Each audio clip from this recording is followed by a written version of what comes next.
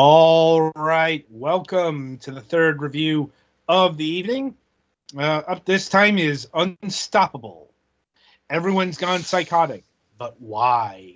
Escape a building filled with infected in Unstoppable, a survival horror game featuring physics based combat. Um, a mysterious gas has turned office workers insane. Now everyone is out for blood. Face dimly lit corridors filled with death. Search for clues to find a cure. And keep the psychotic horde at bay any way you can. Will you get to the bottom of the infection or die in the dark? Un- Unstoppable is a adrenaline pumping horror adventure where you are tasked with escaping Schneider Tower. Right. So this game was assigned to Galax for review. Um, how was it? Uh, Not great. Uh, it's the biggest issue I have, and I know this is like intentional, is that the controls are really slow and plodding. You walk, you don't dash, even when you're except for backdash. There's a backdash that you can use to avoid attacks, which is maybe not realistic. I don't know. You have a light and heavy attack. You can pick up weapons to use to attack with. For the first few floors, you're mostly getting hammers and crowbars, which have durability and break. There's also a shotgun that you can get allegedly, but I couldn't get past the part with that because the guy who has the shotgun killed me every time. Because fun fact, backdashing doesn't work so well when you're being shot at.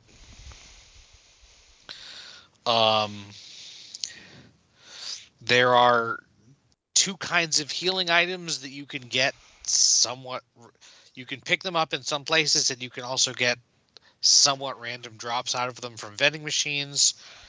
There are drinks that can heal you instantly for a certain amount, and there are pills that can heal you more, I think, but it's not all at once. It's over a period of time. Mm-hmm. Also, you can definitely use those items when you don't need to, and there's basically no feedback from using them, except for when you use a drink, you kind of get a very faint sound effect. Oh, it's But one there's of no like those where you anime. can like accidentally use an item and not realize you did till you need to Yeah, use it and it's not there's no there. animation for either of them. Oh god, I hate that. Um, you can drop items, although you don't need to. I guess you can punch with your hands, and that might be better in some circumstances. Um, yeah, the strong attack is generally too slow unless you time it to hit someone just as they're charging at you, basically. Uh, enemy Allegedly, the enemies don't all behave the same, but that mostly affects things like minor changes in the timing of their attacks so far as I could see, although again, I only got to like near the end of the second floor on the way down this tower, which is not even into the second chapter. Um, there is a story here. You're a delivery man who delivered. From the setup, it sounded like you were delivering like part of the final component of the bioweapon to this company where Fine. it was being unleashed. But I don't know. There are computers you can check that have emails from between various people that give you their best ideas about what's going on in the brief period of time, before. It seems like a lot of people kind of had an idea that it was going to happen and were perfectly okay with their subordinates going murderously insane. Also, this building went from functional to pretty thoroughly wrecked during like half of an expected elevator ride. Jesus, I was expecting a few hours, but an elevator ride? You deliver the thing at the top floor. You get in the elevator to go back down. It stops on floor 30 something. If I'm guessing, like, And everything almost is already 100-story fucked. building or something like that? Jesus. It's a pretty tall building, so. Yeah. Still, So the yeah, elevator your ride your probably would goal is to take get more down than to the 15, bottom and 20 get minutes out. real life, you know? Yeah. I don't know how much, if there's more to it after you get out. I assume there are some more interesting looking environments than just the office stuff, but that could just be at lower floors of the same building. Mm-hmm. And there are some cutscenes with some story stuff. It does seem like they're trying to actually tell a maybe not horribly original, but like a story here with like some voice acting and stuff. So I appreciate that. But the gameplay is, I mean, it's not as bad as physics-based combat led me to believe. That Mm-hmm. mostly just meant that your attacks have wind up and are slow, and you need to use your backdash to dodge, because otherwise otherwise you're just slugging each other. Hmm. Which honestly works fine most of the time. As long as that's a 1v1, looking At at some least of the early on, yeah. screenshots, yeah. If you're careful about kiting enemies into areas where you only fight them one at a time.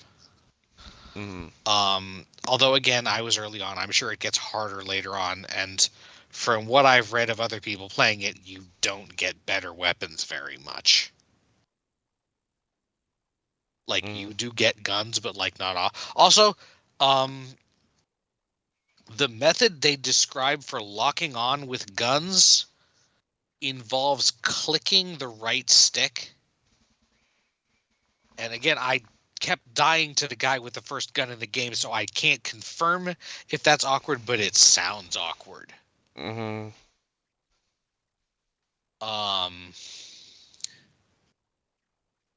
So yeah, and the music is pretty low key, and actually kind of quiet, to the point where if you're sometimes in the corner rooms and there's no threats, it kind of gets replaced by the wind whistling outside of the building. I mean, you're in a skyscraper, so kind of makes sense. It's not bad. It's just not super memorable. Um, and yeah, I don't have a whole lot more to say about it. It did not make a very big impression on me, except that it was kind of slow and not particularly fun to control and play. Oh, also interactable things get a red outline or a yellow outline when you're near them. That's not all. You have to be pretty close sometimes. So sometimes I had a tricky time finding which door I needed to go through to progress. And what was the other thing?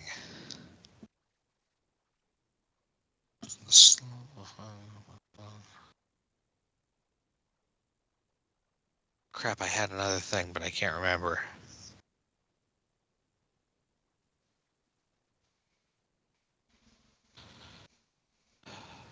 I'll probably remember halfway through if we Yeah. keep going. How bad is it price-wise, Adam? Let me see. The price clocks in at $12.99. Honestly, that seems a little bit high. Is this controller usable, or is it just like mouse and keyboard? I have seen some reviews saying that it was not controllable like in early access or whatever. The controller works fine now. Oh, I remember what it was. The fact that it's all at this kind of almost isometric, pretty much non-variable perspective, even though the lighting is bad at times, really puts a hamper on its non-cutscene attempts at horror. Mm. Especially if it's supposed to be adrenaline pumping, since it's pretty slow. Right. Like, I usually associate that with trying to like run away from monsters, and this game doesn't even have a run button beyond the backdash.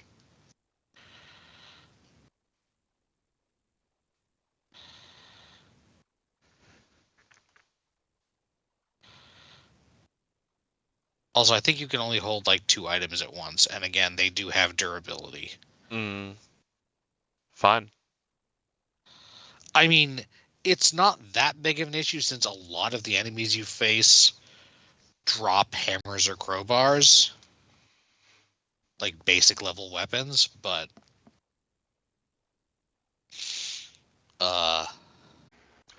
And we're coming back. All right.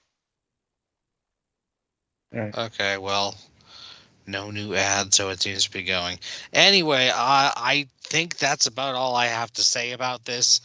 It's not like objectively terrible, but I also don't know if it's worth $12, and I didn't enjoy it very much. And it sounds like you didn't enjoy it from, in a non-intentional way. It's not like a so Yeah, bad it's it's not- good it's type not- experience, just a bad experience Aside for from you. the fact that I'm not big about zombie killing games, I tried to put that aside, and just the fact that the controls are kind of clunky was really the biggest issue I had with it.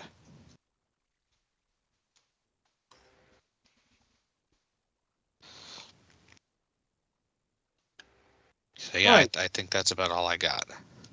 Right. All right. So that'll about do it for Unstoppable here. Be sure to tune in after the break as we review Creeks.